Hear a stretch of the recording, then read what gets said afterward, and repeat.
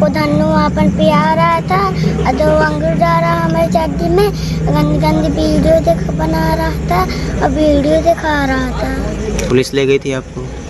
हाँ। क्या पूछ रही थी पुलिस? यही बात पूछे, कह रहे थे क्या हुआ बच्चा, हम कह रहे थे हमको पिया रहे थे, 2 अंगूर डाल रहे थे हमारी चड्डी में, गंदी गंदी वीडियो दिखा रहे थे, वीडियो बनाए थे। उनकी इंग्लिश हम नहीं समझ पाते। इंग्लिश में पूछ रहे थे आपसे? आप जवाब दी कुछ? नहीं। आपको कुछ समझ में नहीं आया क्या पूछ रहे थे? नहीं, इंग्लिश बोल रही थी। उत्तर प्रदेश के कौशाम्बी जिले में बीते कई दिनों से एक नाबालिग बच्ची के साथ दुष्कर्म की घटना ने तूल पकड़ लिया है। घटना ऐसी है जिसे सुनकर जानकर आप भी चौंक जाएंगे और नाराजगी भी जताएंगे। पहले आपको पूरी घटना से अवगत कराते हैं। घटना 27 मई की है, जहां पर कौशाम्बी जिले के थाना सैनी के अंतर्गत एक गांव में पाल समाज की 8 साल की नाबालिग बच्ची के साथ दुष्कर्म का प्रयास किया जाता है। बच्ची के शरीर के गुप्तांगों के साथ छेड़छाड़ की जाती है, जिसके बाद बच्ची घर जाकर जब अपने माता पिता को बताती है तो नाराज माता पिता आरोपी के घर जाते हैं। वहाँ आरोपी के पिता राम बाबू तिवारी से शिकायत होती है, जिसके बाद राम बाबू तिवारी अपने बेटे को फटकार लगाते हैं। वहीं पीड़िता का कहना भी है कि आरोपी के पिता ने युवक को मारा पीटा भी और उसके बाद वह वहाँ से चली आई थी। दूसरे दिन जब बच्ची के पिता थाने जाते हैं तो शिकायत दर्ज कराते हैं, जिस पर पुलिस ने गंभीर धाराओं में मुकदमा भी दर्ज कर लिया। आरोपी लड़के को गिरफ्तार करके जेल भी भेज दिया। आरोपी का नाम सिद्धार्थ तिवारी उर्फ धन्नू बताया जा रहा है, जो लोहदा गांव के रहने वाले हैं। अब आपको खबर का दूसरा पहलू भी बताते हैं। आरोपी युवक के पिता राम बाबू 4 जून को सैनी थाने में जहरीला पदार्थ खाकर पहुंचते हैं, लेकिन किसी को इस बात की भनक तक नहीं होती कि उन्होंने जहरीला पदार्थ खाया हुआ है। राम बाबू की हालत बिगड़ने पर पुलिस द्वारा उन्हें अस्पताल पहुंचाया जाता है, लेकिन जहां पर अस्पताल ले जाने के बाद उनकी मौत हो जाती है, जिसके बाद पुलिस ने शव को पोस्टमार्टम करवाकर परिजनों के हवाले कर दिया। उसके बाद से मामले ने और ज्यादा तूल पकड़ लिया।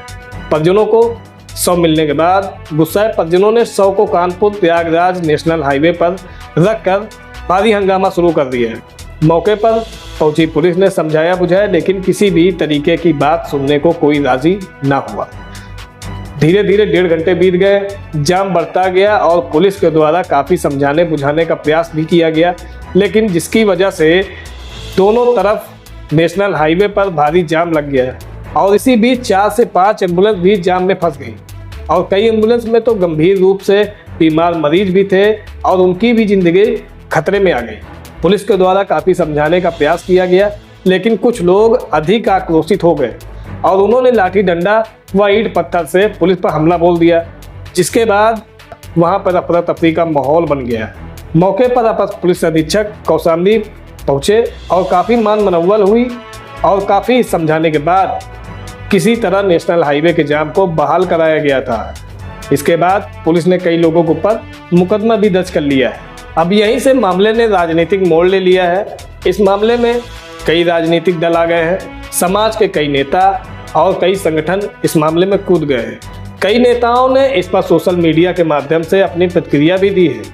अब मामले में न्याय और अन्याय, सत्य और असत्य को छोड़कर जातिगत धाराओं में बहा दिया गया, क्योंकि आरोपी युवक तिवारी यानी कि ब्राह्मण वर्ग से है, जिस पर समाज के कई नेता और ब्राह्मण वर्ग के कई लोगों ने इस घटना का रुख ही मोड़ दिया। अब घटना न रहकर ये जाति की लड़ाई बन चुकी है।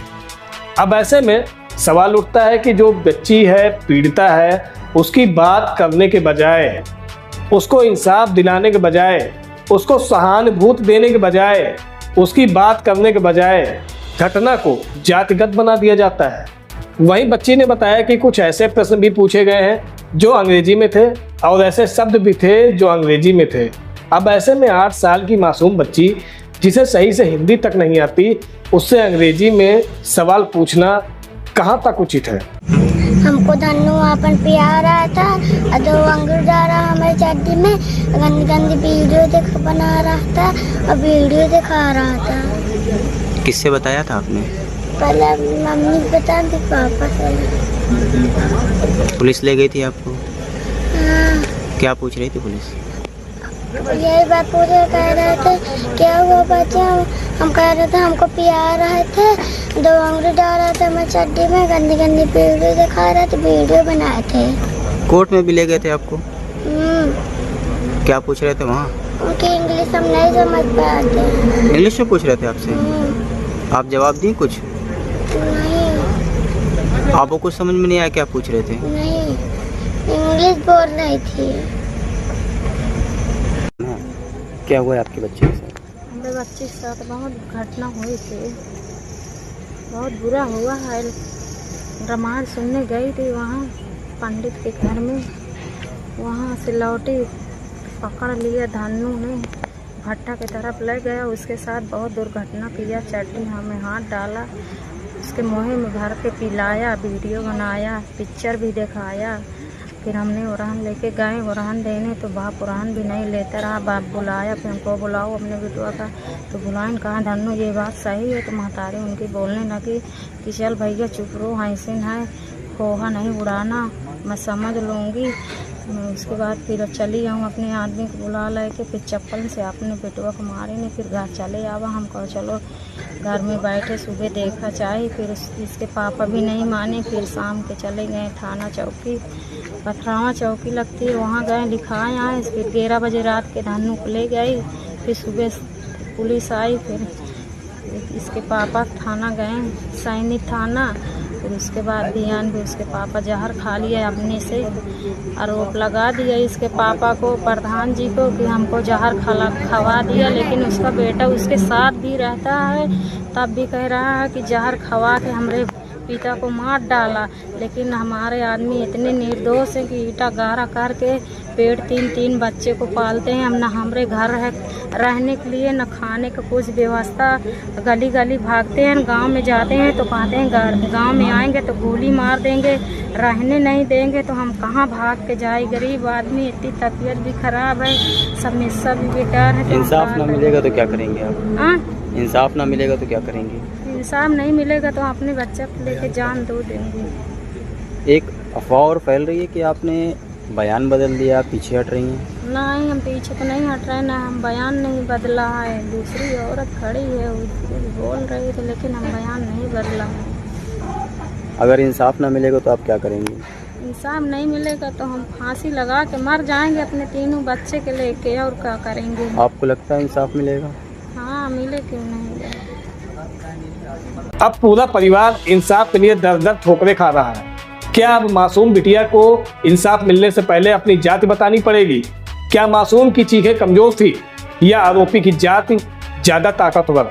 आखिर क्यों जब पीड़िता कमजोर वर्ग से होती है तब आरोपी की जाति मुद्दा बन जाती है और इंसाफ दूसरी पंक्ति में चला जाता है? आखिर कब तक इस देश में बेटियों का बलात्कार सामाजिक अपराध नहीं बल्कि जातिगत घटना बनाकर देखा जाएगा? अब रेप पर कानून नहीं, कास्ट कार्ड का फैसला चलेगा। और आखिर में उस बच्ची से कौन आंख मिलाकर कहेगा कि उसे इंसाफ मिलेगा या नहीं? बने रहिए एसएस न्यूज पर आशीष मौर्य के साथ।